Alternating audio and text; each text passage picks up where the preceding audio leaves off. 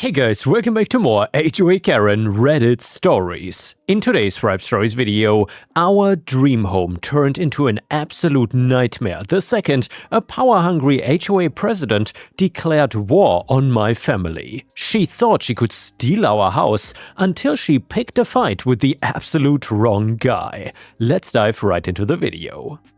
The first one is from r/malicious compliance and is titled, "Yes sir, you are the lawyer, sir." So this happened many years ago, but I was just reminded of it last night by a former coworker. I got my degree in business with a paralegal minor. I worked as a paralegal for a few years before moving to a new city. Upon arriving in this new city, I found that legal secretaries got paid OT, while paralegals did not, with very similar base salaries and similar work hours. At the end of the day, the legal secretaries actually made more money. So, of course, I took a job as a legal secretary and I worked directly for two attorneys. One of them, L, had a couple years experience and knew I had education and experience to be a paralegal and utilized me as such. The other one, B, was fresh out of law school and newly passed the bar exam. He had a massive "I'm the lawyer" chip on his shoulder, and one day, named partner NP, who was notorious for flying off the handle at mistakes, assigns B to prepare some legal documents.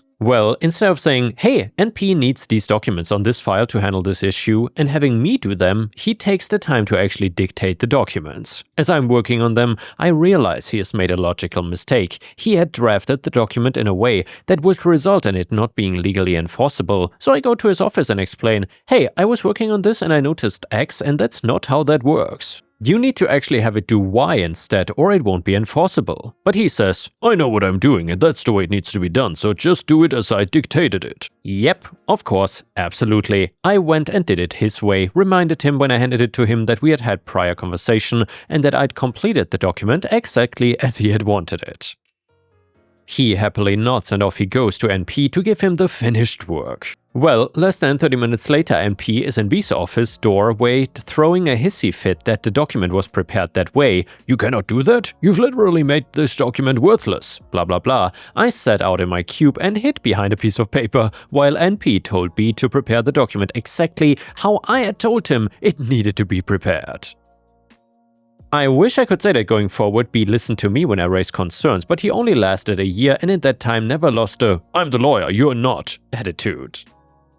Meanwhile, years after I left that job, joined corporate world and moved up in my career, I was still close with NP, who actually referred my company business, and I attended his funeral when he passed a few years ago. And yeah guys, if you enjoy malicious compliance stories, please don't forget to subscribe to the channel if you don't want to miss any of the daily videos. And the next one is the title story, which is titled, "HOA Karen banned my guns, says the Constitution doesn't apply here, but I am a judge." So for context, my wife and I spent months looking for the perfect house. We wanted a place with a large backyard, a spacious garage, and a quiet street where we could finally settle down. After touring dozens of properties, we found a beautiful home in a very nice subdivision.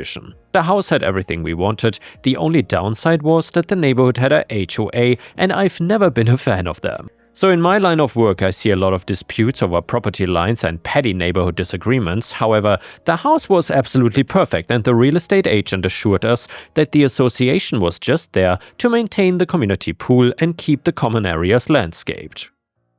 So then we decided to take the risk and put in an offer, and yeah, our offer was accepted. And we were thrilled to start this new chapter in our lives. Moving day was of course exhausting. We rented a massive truck and spent hours hauling boxes inside. The weather was extremely hot, we were sweaty, tired, and just wanted to get our furniture arranged.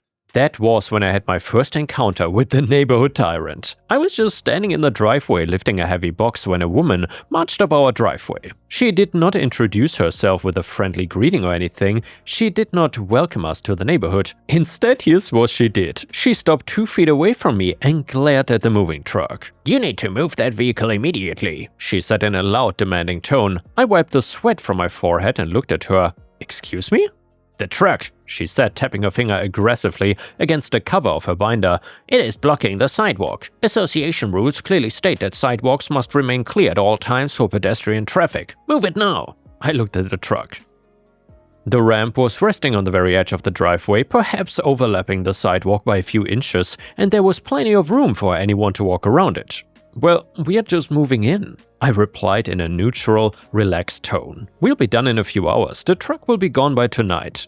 "That is unacceptable," she snapped. "I'm Patrice. I'm the president of the Homeowner Association, and I strictly enforce the rules in this community. I'm giving you a verbal warning right now. If that truck is not moved in 10 minutes, I will issue a fine of $100. I looked at her arrogant smirk and realized exactly what kind of a person I was dealing with here. She expected everyone to bow to her commands.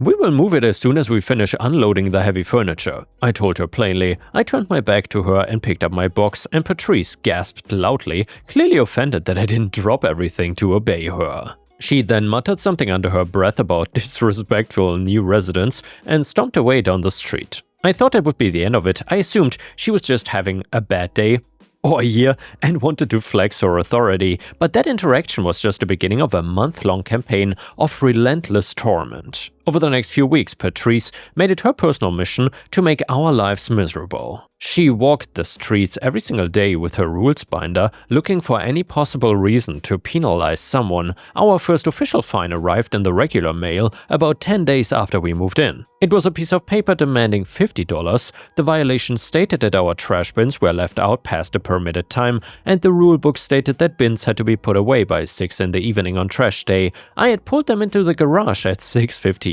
Patrice had actually stood outside my house and timed me. A few days later, a second fine arrived, and this one was for $75. My wife had planted some flowers in the front yard and used a standard brown mulch. Patrice sent a notice claiming that the approved color palette for the community only allowed for dark brown mulch. She demanded we dig up all the mulch and replace it within 48 hours. I paid the first 2 fines just to keep the peace. I mean, I didn't want to start a massive war with the association president during our first month in our new home, and my wife was getting very stressed out by the constant harassment. By the way, guys, if you would be in OP's position, just moved in, and this terrible busybody HOA president already harassed and tormented you like this, what would you have done? Would you have instantly gone on the offensive, or would you have stayed as defensive as OP? Let me know how you would have reacted in the comments. Either way, Patrice would stand on the sidewalk outside our house and stare at our windows. She would measure the grass near our mailbox with a plastic ruler, and she yelled at my wife once because our garage door was left open for 20 minutes while my wife was cleaning her car. The turning point happened a bit later.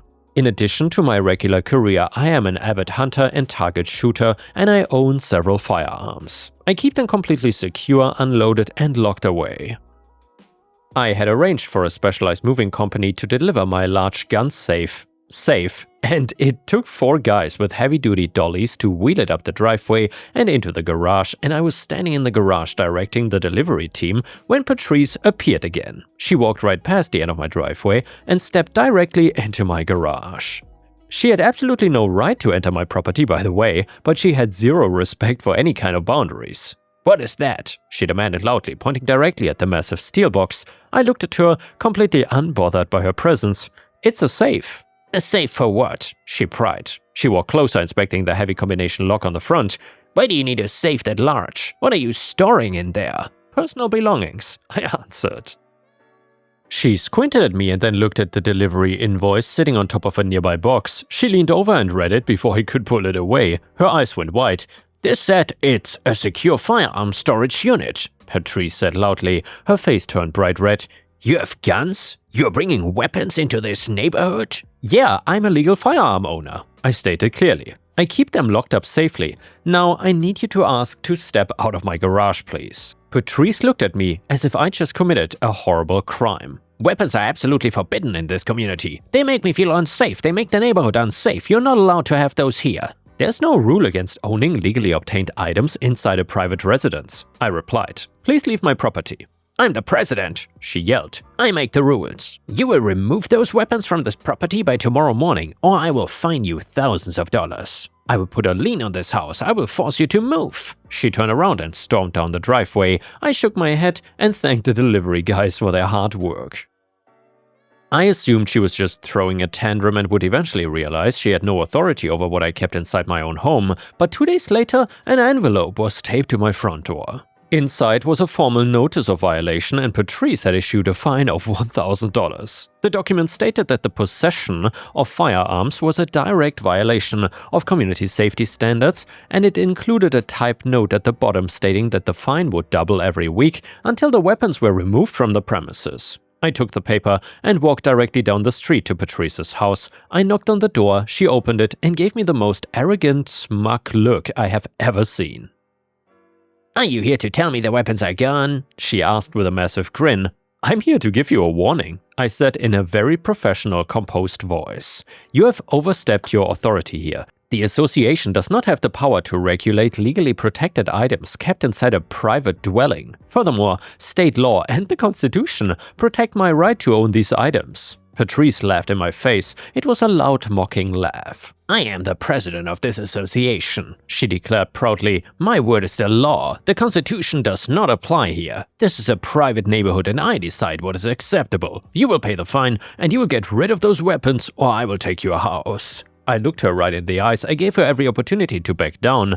"I'm telling you right now, you're making a massive mistake here, Karen." I warned her. "Your actions are illegal. You cannot invent rules that contradict state law and the Constitution. If you don't cancel this fine immediately, there will be severe consequences." She rolled her eyes and crossed her arms.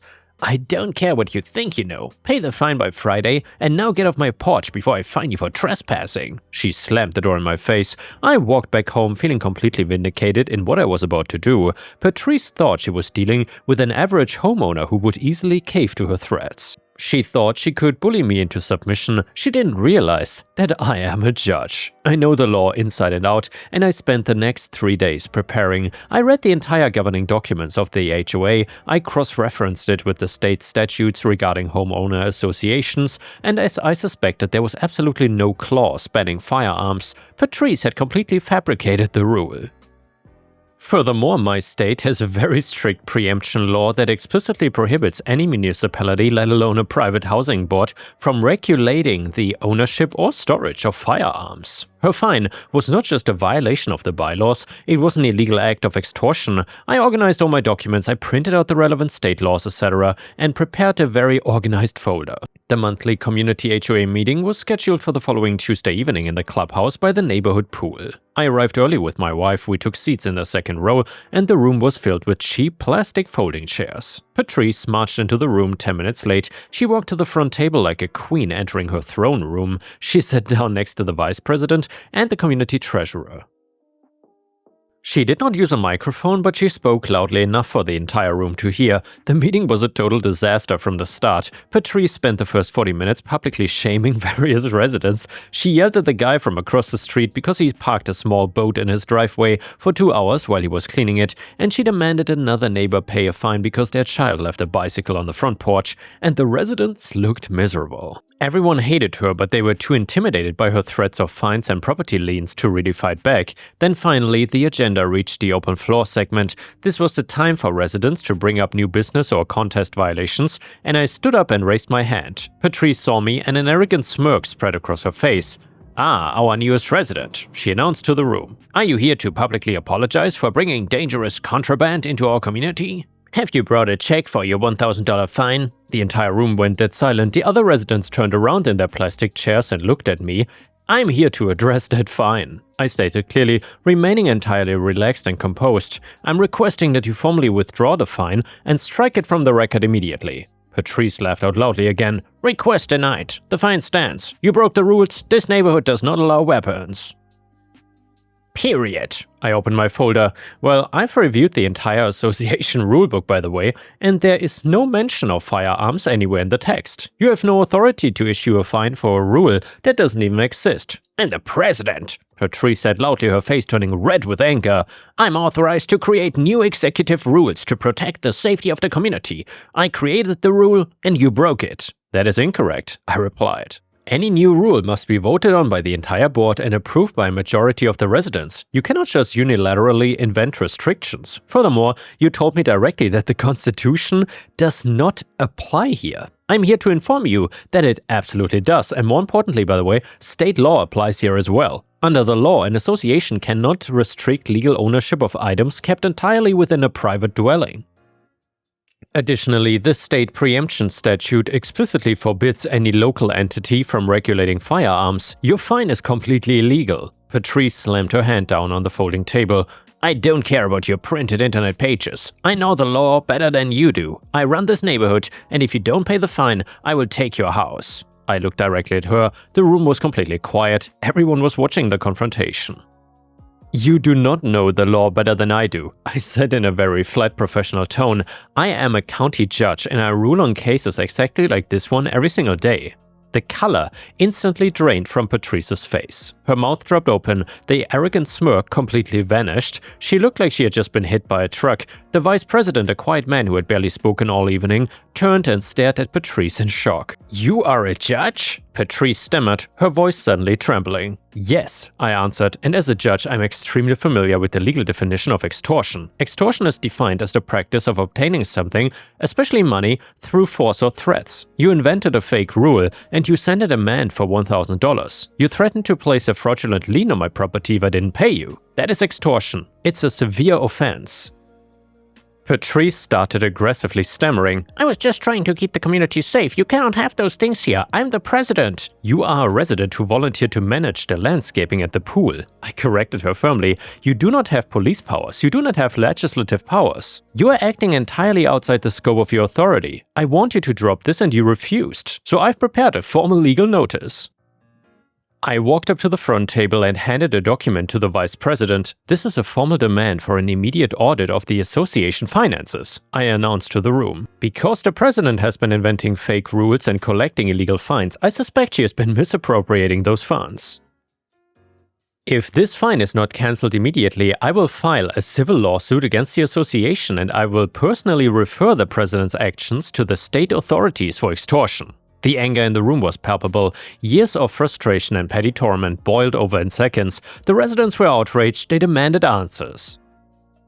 Patrice sat frozen in her chair, shaking her head and looking around wildly as the community completely turned against her. The vice president stood up and held up his hands to quiet the room. He looked at the legal documents I'd handed him, then looked at Patrice with absolute disgust. Patrice, is this true? He asked. Did you invent a rule and try to fine a judge $1,000? I was protecting us, Patrice cried, tears forming in her eyes. The tough, arrogant dictator was completely gone. She was shrinking in her seat, playing the victim. He has weapons, he's dangerous.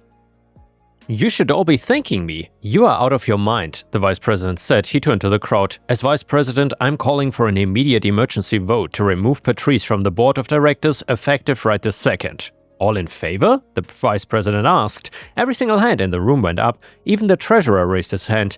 The vote is unanimous, the vice president declared. Patrice, you're officially removed from the board. We will be conducting a full audit of every fine you have issued for the past 3 years. If you kept any of that money, you'll be paying it back. Patrice had a complete meltdown. She started sobbing uncontrollably. She grabbed her thick binder and hugged it to her chest as if it could somehow protect her. This is entirely unfair, she wailed, tears streaming down her face. I gave my life to this neighborhood. I kept it perfect. You're all ungrateful. You're going to ruin this community. Nobody felt sorry for her. The residents just watched in satisfaction as the neighborhood tyrant finally faced the consequences of her own arrogance. She had spent years making everyone miserable, and in a matter of less than an hour she lost all her power and was publicly humiliated. Patrice realized nobody was coming to her defense, so she stood up, sobbing loudly, and ran out of the clubhouse doors. The vice president took over the meeting. His first act as the new acting president was to formally dismiss the $1,000 fine against me. He then asked me to help the board review the bylaws to ensure that no other illegal rules were being enforced. I gladly agreed to help them clean up the mess Patrice had created. The aftermath over the next few weeks was incredibly satisfying. The board conducted a massive audit of the finances. It turned out that Patrice had not been stealing the money for herself, but she had been illegally diverting the fine money to pay for extravagant unapproved landscaping projects around her own property, and the board hired an accountant and sent Patrice a massive bill to reimburse the association for the misused funds. Because of her public humiliation and the massive financial debt she now owed to the community, Patrice rarely left her house. She stopped walking the streets. She stopped looking in people's windows, and when she did have to go outside to get her mail, she kept her head down and completely ignored everyone.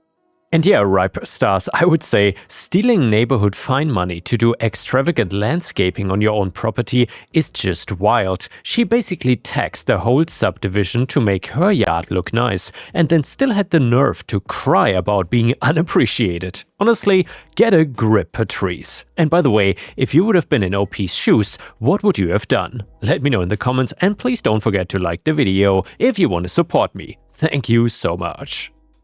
And a user in the Reddit comments said, former HOA property manager here, Patrice committing literal extortion by threatening a fraudulent lien over a fabricated rule is enough to get her charged, not just voted out. In my state, HOA board members have a strict fiduciary duty, and misappropriating fine money for personal landscaping upgrades is basically straight up embezzlement.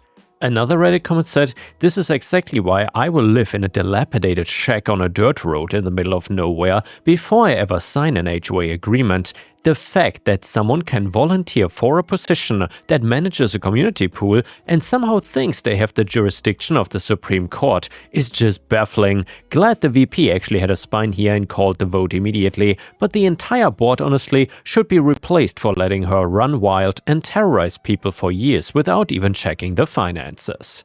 And the next one is a malicious compliance story which is titled Poorly Drafted Exit Documents? This equals free pension. So this happened to a family member, and it's my favorite legal screw-up story. My family member was a partner in a law firm, and the way a lot of law firms work is partners who retire get a pension, and it's based on their last few years' average salary or something similar like that, but this only applies if you truly retire and not go work elsewhere, and my family member was not near retiring. The two other partners who were in his area of practice at this firm decided to push him out. Instead of trying to come to an agreement for him to leave, they basically ambushed him in a meeting where they had already drafted exit documents for him to sign. They included some token severance, but basically said, pack your crap or we're gonna make this a huge hostile thing and drag your name through the mud, etc. There's a non-compete clause in a lot of partnership agreements, so you cannot leave and take clients and go work somewhere else right away if you're a partner. In their haste to prepare these documents, they negated a bunch of these clauses so he would be able to work at another firm without waiting the non-compete period. But they missed that some of those clauses were also what governed the part of the pension clause that doesn't let you get the pension if you work for another firm after you leave. So basically, they wrote documents that gave him a pension way early and for the rest of his life, and based on some really good years he had had for the firm. He actually noticed this when he read them because he's a good lawyer and knew they effed up, and also knew he would be able to get a job pretty easily, so instead of negotiating or fighting it, he just signed them as is and left. They were very surprised, expecting a huge fight or a long negotiation, and he ended up getting another job pretty quickly at a different law firm. He then waited a couple months and then called one of the other partners and said something like, "So when are you going to start making the payments?" Well, at his age, when this happened, they would have had to pay him a large amount of money every year for maybe 40 to 50 years, and they basically pooped their pants. Once they went back through and realized what they had forced him to sign, they started making offers to buy him out of his pension. He eventually settled for a multi-million-dollar payout, all because he signed the documents they put in front of him. And yeah guys, thanks for watching. I will see you again tomorrow.